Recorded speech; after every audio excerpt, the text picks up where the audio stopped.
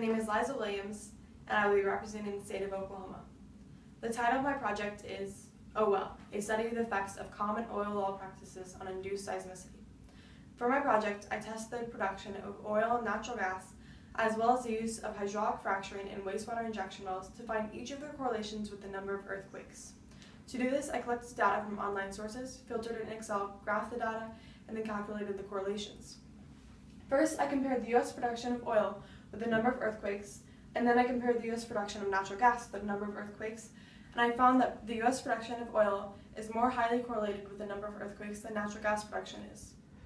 Next, I compared oil produced from hydraulic fracturing and oil not produced from hydraulic fracturing with the number of earthquakes in the United States magnitude greater than 2.5. Between oil produced from hydraulic fracturing and earthquakes, I found a strong positive correlation.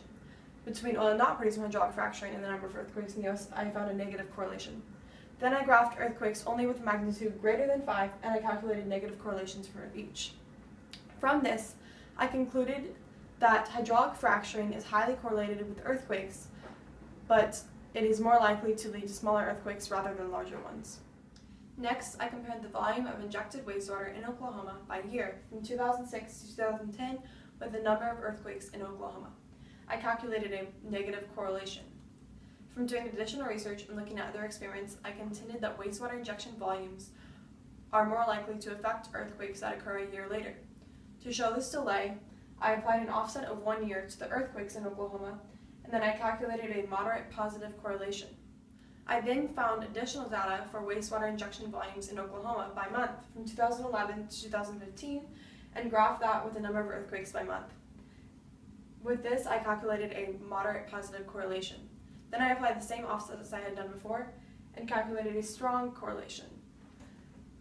A scatter plot of this data was best fit by an exponential trend line.